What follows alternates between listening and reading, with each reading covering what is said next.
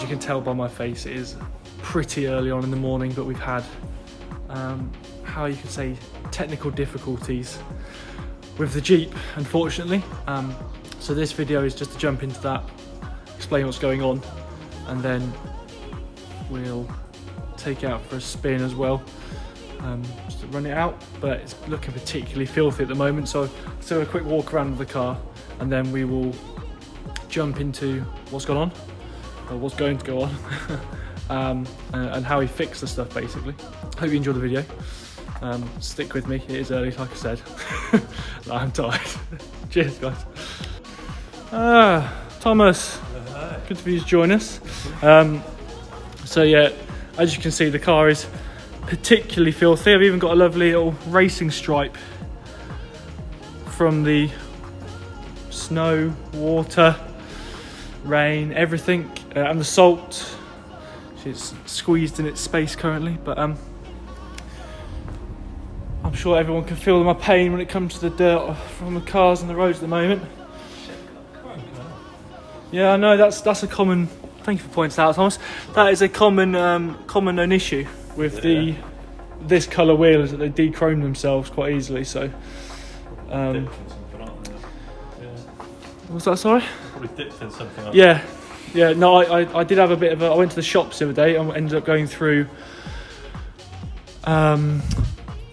Early in the morning, brain fog, not Blackwall Tunnel. What's the other one? Rotherhithe. Thank you. Yeah, went through Rotherhithe, and it's the waffle has started already. No, drove through Rotherhithe Tunnel at the weekend to go to the shops. 2 metre width restrictors. Yeah, I thought I'd curbed front right, back left, and no, thank God that I've got massive tyres on it. Could it just hit tyre wall? But that was a scary moment. Anyway, let's jump in the car. I'll go through what the issues are. It's early, bear with us. Right, let's give it a little cold start this first thing in the morning. Hello SRT, lovely to see you. You ready?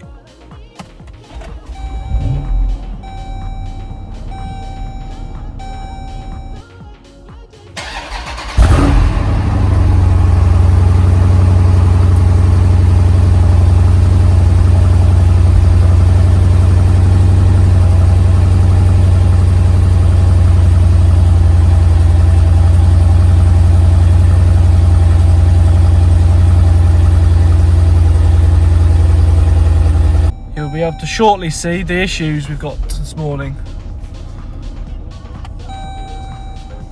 So I'll set up the cameras and we'll chat through them in the car as we get rolling.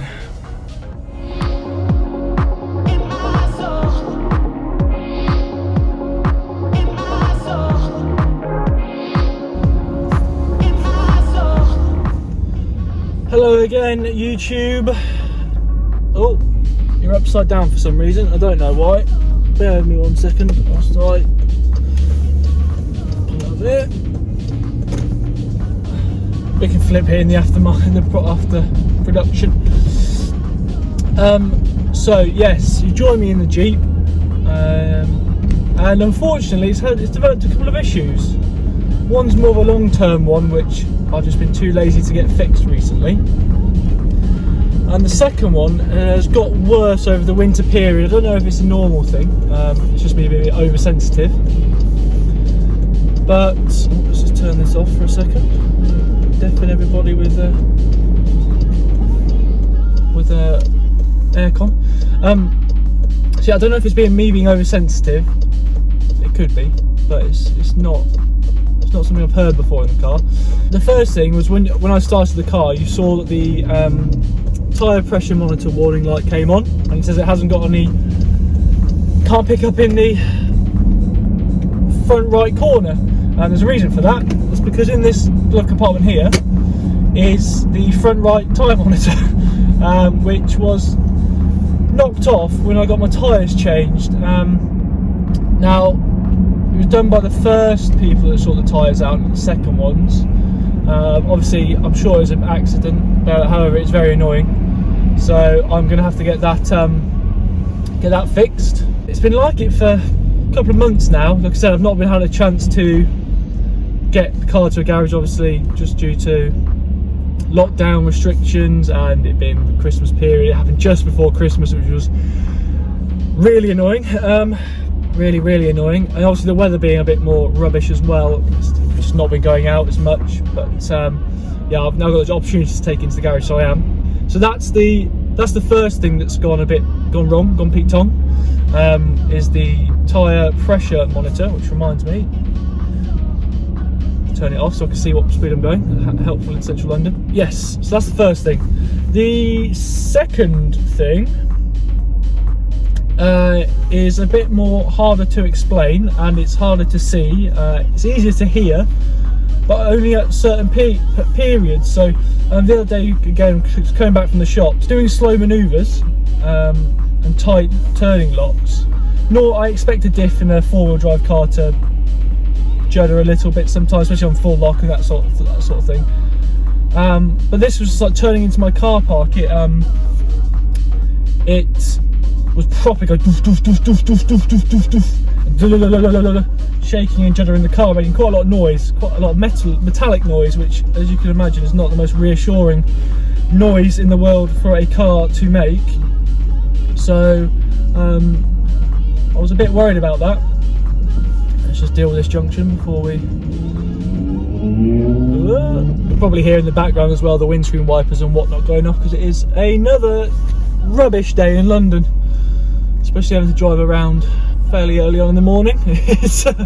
I'm not used to being up this early. It's grey, it's murky. Anyway, back to the story. So yeah, I think it's the diff. Now it's happened, I've noticed it before, but I thought, you know what, it's just the car, it's just what it does. It's heavy and tight turning circles and whatnot. But it's definitely got worse recently, it has. And it's quite annoying, and I obviously don't want the diff to explode on me. That can be very expensive. However, replacing a diff in the first place is going to be expensive, even if it doesn't blow up. So, oh, sorry, that is a Harley Davidson Ford F-150 that's just driven in front of me. They're very rare, especially in England. Americana, everybody, Americana. I've got Tomo behind me in the Peugeot. But yes, the diff, hopefully it's not as bad as what I think it is. I spoke to a few of the guys on the forums that I'm on, and the CV joint's also been touted as an issue, which is a lot cheaper to fix than the diff. But hopefully it's neither, and maybe just a fluid change or something might help it. That takes me on to the third thing that's getting done to the car soon, which is the service. We're going to get the car serviced, first one with me. I did call Jeep up to get I'm going to go down the full service history mark, and £710 for a service is what they quoted me. I wonder if I would have thought, being part of like the old Mopar Fiat group, it'd be a bit cheaper than that, but how wrong am I? We're just about to go past that F-150 actually. I don't think we're going to get it on camera, but it's a big old lump of a car. I've never seen the oh, it's so early in the morning for me, I'm half asleep still. I'll take this out for a spin, and then we will jump back into it when we get back.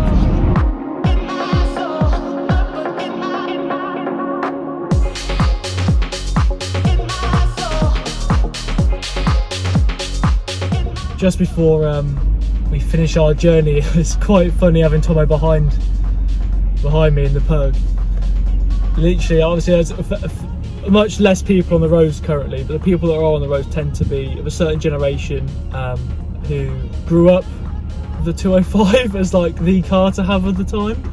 And the amount of guys in vans and people in cars that sort of slow down to have a good look at it, honestly, it's like there's a supercar behind me, and I look behind, it's just Tomo sat in the 205. It is very funny. I'm stuck in some traffic, classic London. But yes, it is looked at, Tomo. So we're back, guys. As you can see, I'm in the flat. Thank you for joining this video. Hopefully the Jeep gets its issues fixed pretty sharpish, and it doesn't cost me an arm and a leg, but we shall see. The joys of owning a stupid car in London. Make sure you like, the video, please, if you enjoyed it. Subscribe if you really enjoyed it, and we'll catch you on the next one in the near future. Have a good day. Speak soon. Goodbye.